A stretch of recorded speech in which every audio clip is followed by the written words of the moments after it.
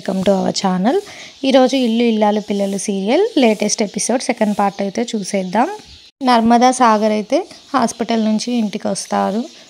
నర్మద మాత్రం చాలా బాధపడుతూ ఉంటుంది. వాళ్ళ నాన్నకి హార్ట్ అటాక్ రావడంతో ఇంకా తను బాధపడుతూనే ఉంటుంది. అప్పుడు సాగర్ నర్మదతో ఇలా అంటాడు, నర్మద నువ్వేం బాధపడకు, మీ నాన్నగారు ఇప్పుడు క్షేమంగానే ఉన్నారు కదా, ఏం కాదు, నువ్వేం బాధపడకు, నేను ఈ రైస్ మిల్కి వెళ్ళొస్తాను అని చెప్పి నర్మదాని దించి సాగర్ రైస్ మిల్కి వెళ్ళిపోతాడు. అప్పుడు నర్మద అక్కడ నిల్చొని చాలా బాధపడుతూ ఉంటుంది. అప్పుడే అక్కడికి వేదవతి వస్తుంది.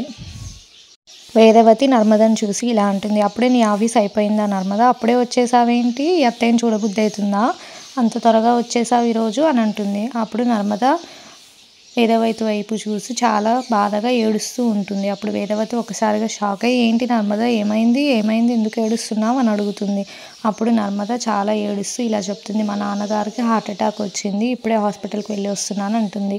అప్పుడు దానికి వేదవతి చాలా షాక్ అవుతుంది. హార్ట్ అటాక్ ఏమైంది, ఎలా అయింది అని అడుగుతుంది. రామరాజు బయటకు వెళ్తున్నప్పుడు అదంతా గమనిస్తూ ఉంటాడు. అది విని ఒక్కసారిగా రామరాజు నర్మద దగ్గరికి వచ్చి ఇలా అంటాడు, ఏమైందమ్మా మీ నాన్నగారికి అని అడుగుతాడు.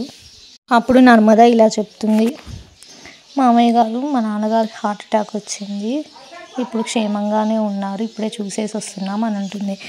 అప్పుడు రామరాజు ఇలా అంటాడు, వేదవతి పద మనం హాస్పిటల్కి వెళ్ళి చూసేసి వద్దాం అని అంటాడు. అప్పుడు నర్మద ఇలా అంటుంది, మామయ్య గారు మీరేమొద్దు హాస్పిటల్కి, ఇప్పటికే మా నాన్నగారికి మీ మీద చాలా కోపంగా ఉంది, మళ్ళీ మీరు వెళ్తే కోపంతో ఇంకొంచెం సీరియస్ అవుతారు, ఆయన హెల్త్ ఖరాబ్ అవుతుంది, వద్దు మామయ్య గారు మీరేం బాధపడకండి, ఇప్పుడు నాన్నగారు క్షేమంగానే ఉన్నారు అని చెప్తుంది నర్మద.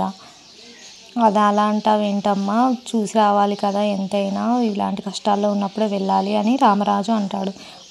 ఏం కాదులే మామయ్య గారు మీరేం బాధపడకండి అని అంటుంది. అప్పుడు రామరాజు బుచ్చమ్మ ఫోన్ చేయి అని వేదవతితో అంటాడు. అప్పుడు నర్మద వాళ్ళ అమ్మగారికి ఫోన్ చేస్తుంది. అమ్మగారికి ఫోన్ చేసి వేదవతికి ఇస్తుంది. అప్పుడు నర్మద వాళ్ళ అమ్మ ఫోన్ ఎత్తి హలో వదిన అని అంటుంది. వేదవతి నర్మద వాళ్ళ అమ్మతోటి ఇలా అంటుంది, వదిన మీరేం బాధపడకండి, ఏం కాదు, అన్నయ్య గారికి క్షేమంగానే ఉంటారు, మీకు ఏమైనా ఎమర్జెన్సీ అయితే మాకు చెప్పండి, మేము వస్తామని అంటారు. అప్పుడు సరే వదిన అని నర్మద వాళ్ళ అమ్మ అని ఫోన్ పెట్టేస్తుంది. అప్పుడు నర్మద చాలా ఏడుస్తూ ఉంటుంది. అప్పుడు వేదవతి నర్మదతో ఇలా అంటుంది, నువ్వేం బాధపడకు నర్మద, ఏం కాదు, ఏదన్నా ఎమర్జెన్సీ అయితే మనం వెళ్దాం, ఏం కాదు, మీ నాన్నగారికి క్షేమంగానే ఉంటారు అని ధైర్యం చెప్తుంది. అప్పుడు రామరాజు కూడా ధైర్యం చెప్పి వేదవతితో ఇలా అంటాడు, అమ్మాయిని ఇంట్లోకి తీసుకెళ్ళు అని. వేదవతి నర్మదని తీసుకొని ఇంట్లోపలికి తీసుకెళ్తుంది. రామరాజు కొద్దిసేపు బాధపడి అక్కడి నుంచి వెళ్ళిపోతాడు. ఇంతలో చందు వాళ్ళ ఆఫీస్లోకి ఆ సేటు డబ్బుల కోసమని వస్తాడు. చందుని ఆ సేట్ కాలర్ పట్టుకొని ఇలా అడుగుతాడు, ఇంకెన్ని రోజులు బుకాయిస్తావు, ఎన్ని రోజులకి నా డబ్బులు ఇస్తావు, నాకు తిరిగి ఇస్తావు, పద మీ నాన్నగారి కాడికి అని కాలర్ పట్టుకొని వాళ్ళ ఆఫీస్లో గొడవ చేస్తూ ఉంటాడు. దానికి చందు వాళ్ళ ఆఫీసర్ వచ్చి ఇలా అంటాడు, మీకు ఏదైనా ఉంటే బయట చూసుకోవాలి, లేదంటే నేను ఉద్యోగంలో నుంచి పీకేస్తాను, ఇదేంటి ఆఫీస్లో ఈ గోల అని చందుతో అంటాడు. అప్పుడు చందు చిన్న గొడవే సార్, నేను బయటకు వెళ్ళి మాట్లాడుకుంటాను అని అంటాడు. అప్పుడు చందు సేట్ తోటి ఇలా అంటాడు, సేట్ కొంచెం నాకు టైం ఇవ్వండి, మా వాళ్ళు ఫైనాన్షియల్గా మోసపోయారు, వాళ్ళు ఇప్పుడు అన్ని ఆస్తులు పోయాయి, ఇప్పుడు నాకు డబ్బులు లేవు, కొంచెం టైం ఇవ్వండి అని అడుగుతాడు చందు ఎంతో రిక్వెస్టింగ్గా. అప్పుడు ఆ సేటు కోపంతో నీకు ఇప్పటికే చాలా టైం ఇచ్చాను, నాకు 2 రోజులలో నా డబ్బులు మొత్తం తిరిగి ఇవ్వాలి అని అంటాడు. ఇప్పుడు చందు ఇలా అంటాడు, నన్ను క్షమించండి, కానీ 2 రోజుల్లో నేను అంత మొత్తం డబ్బు ఒకేసారిగా 10 లక్షలు ఇవ్వలేను, మీకు ప్రతి నెల 2 లక్షల చొప్పున వడ్డీతో సహా ఇస్తాను అని చందు అంటాడు. అప్పుడు సేట్, ఇప్పటికే నేను చాలా టైమ్స్ నమ్మాను, ఇప్పటికి నమ్మను నేను, నాకు రేపటి లోపల 2 రోజుల లోపల నాకు 2 లక్షలు ఇవ్వు, ఆ తర్వాత మిగిలిన అమౌంట్ క్లియర్ చెయ్యి, ఇవ్వకపోతే మీ నాన్నగారితో వచ్చి మాట్లాడుకుంటాను అని గట్టిగా చెప్పేసి వెళ్ళిపోతాడు. దానికి చందు చాలా బాధపడిపోతూ ఉంటాడు. అక్కడి నుంచి ఆఫీస్ నుంచి వెళ్తూ పరధ్యానంగా రోడ్డు పైన నడుస్తూ ఉంటాడు. చందు పరధ్యానంగా రోడ్డుపై నడుస్తూ ఉంటాడు. వెనక నుంచి లారీ వచ్చి చందుని గుద్దబోతుంటే అప్పటికే ధీరజ్ అక్కడికి వచ్చి చందుని పక్కకి నెట్టేస్తాడు. ధీరజ్ చందుని అలా చూసి చాలా షాక్ అవుతాడు. ఇలా అంటాడు, పెద్దోడా నీకేమైంది, ఇంత పరధ్యానంగా నడుస్తూ ఉన్నావు, కొద్దిసేపు అయితే నీకు లారీ గుద్దేది అని అంటాడు. అప్పుడు చందు ఎంతో బాధపడుతూ ఏం మాట్లాడకుండా అలానే మౌనంగా ఉండిపోతాడు. అప్పుడు వెంటనే ధీరజ్కి ఏం చేయాలో అర్థం కాక సాగర్కి ఫోన్ చేసి నడిపోవడం నువ్వు ఇక్కడికి రారా అని అంటాడు. అప్పుడు సాగర్ కూడా అక్కడికి వస్తాడు.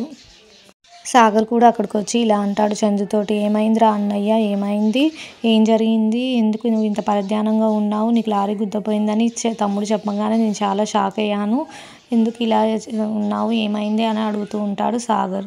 అప్పుడు చందు ఏం చెప్పలేకపోతాడు. అప్పుడు ధీరజ్ ఇలా అంటాడు, అన్నయ్య ఏమైంది, నీకేమైనా సమస్య ఉంటే చెప్పు, మనందరం కలిసి పరిష్కరించుకుందాం అని అంటాడు. ఆ సాగర్ ధీరజ్ మాటలు విన్న చందు ఇలా అంటాడు, నాకు అర్జెంటుగా 1,00,000 రూపాయలు కావాలిరా రేపటిలోపు అని అంటాడు. దానికి సాగర్ ధీరజ్ చాలా షాక్ అవుతూ 1,00,000 రూపాయలు ఎందుకు, ఇంత అత్యవసరం ఏమొచ్చింది అని సాగర్ అనగానే అప్పుడు చందు ఇలా అంటాడు, నేను చెప్పలేని పరిస్థితిలో ఉన్నాను, కొంచెం అర్థం చేసుకోండి, నేను చెప్పలేను అని అంటాడు.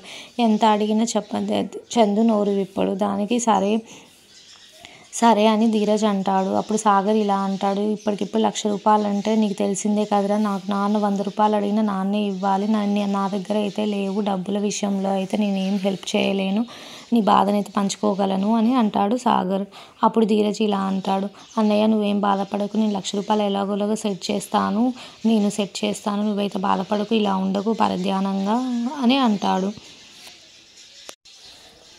అలా ధైర్యం చెప్పి సాగర్ అయితే అక్కడి నుంచి వెళ్ళిపోతాడు. ధీరజ్ కూడా అక్కడి నుంచి వెళ్ళి డబ్బుల కోసమని వాళ్ళ ఫ్రెండ్స్ని అయితే అందరినీ అడుగుతూ ఉంటాడు. ధీరజ్ ఫోన్ చేసి వాళ్ళ ఫ్రెండ్స్ని అందరినీ అడుగుతూ ఉంటారు, కానీ ఎవరు డబ్బులు లేవు అని చెప్తూ ఉంటారు.